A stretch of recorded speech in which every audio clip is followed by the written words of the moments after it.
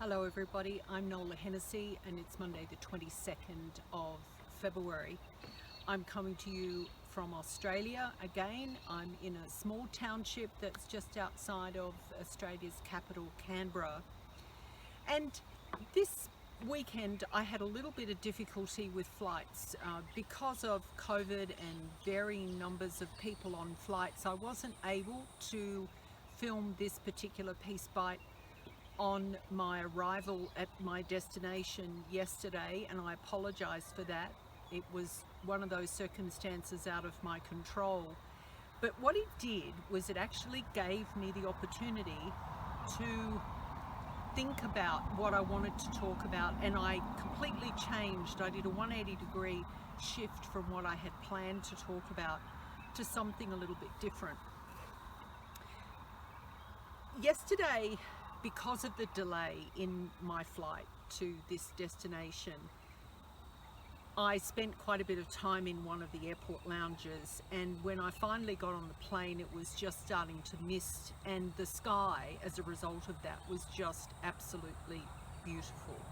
And as I flew in the plane and we tracked along the coast, I took a number of photographs, and I'm going to share those photographs that I took with you, because what it did was allow me to think about the things that are most important. And I do that quite often, and I certainly advocate that everybody does that. But what it did yesterday was give me several hours where I didn't have access to my work computer, where I didn't have access to passwords to get into particular accounts. And I really had to sit and just ponder life, and I reflected myself on what was important to me. And there were a few things that happened. There were cloud formations, there was a beautiful rainbow that the higher that we got, it disappeared. So it was strong on the ground, but it was gone by the time we got into the clouds.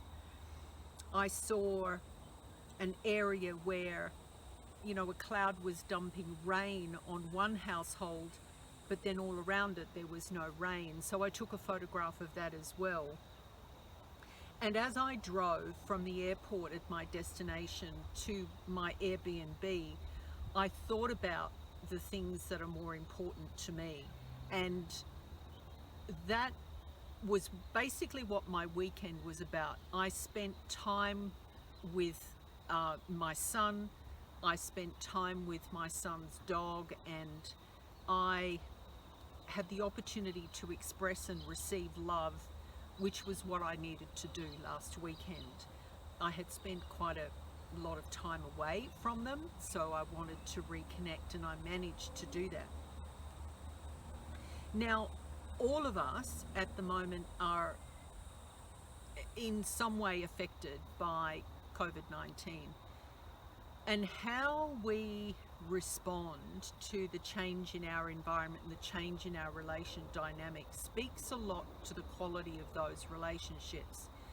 And what you find with relationships that sustain through extremes of distance and inability to communicate despite wanting to, lack of the capacity to engage, be that one-on-one, face-to-face, or by any other means. And when we have relationships that come out the other end of these situations stronger than before, or equally as strong as they were before, then that speaks mountains to the resilience of those relationships and the resilience of the people in those relationships. And by comparison, today I was facilitating a workshop, and something that was very profoundly stated by somebody a week ago was completely negated. And I questioned, well, why did you say this a week ago? And there was a strong sense of lack of awareness of even saying that, lack of recognition of and taking responsibility for what was said. And that there are a number of root causes of that, but ultimately everybody who speaks is responsible and accountable for what they say. So what we say has to matter, and it has to matter in truth as much as it has to matter in quality.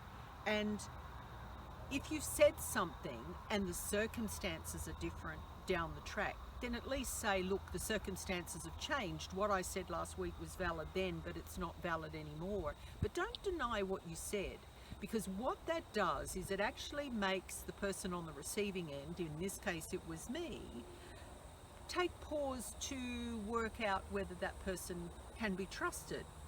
Now, it's not the first time that that's happened, so I'm cautious but optimistic that that person may realize that they're responsible for the words that they let forth out of their mouth, and that they're also accountable for the impact that those words have. And if we deny that we've said something, we're actually lying to ourselves, and when we lie to ourselves, then we don't have no credibility in anybody else's eyes.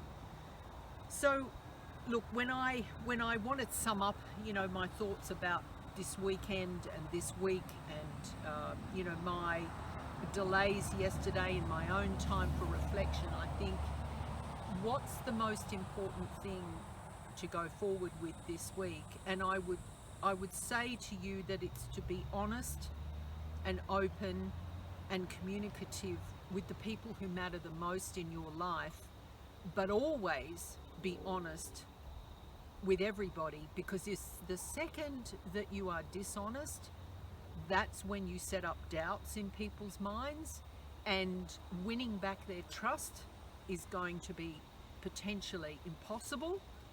Hopefully not, but at the least it will be very difficult. I advised a client last week who was having some difficulty with some stakeholders that when people lie and you lose trust in those people, then they need to pretty much jump through fire hoops to prove that they can be trusted again. And that's their doing, not yours. So if what you do is always honest and is always open and is always, compassionate and empathetic and owning your words and your actions, then you will go a long way towards having mutually beneficial relationships with others. At the end of this video, you will see some photographs of my time yesterday in the plane, where I was capturing things that were important, and I'm also going to show you that I was one of many who chose to wear my mask the correct way on the plane. And I hope that the people who don't wear their masks the correct way will actually stop being selfish. I hope you have a great week. I certainly will, and I look forward to speaking with you again on the weekend. Bye for now.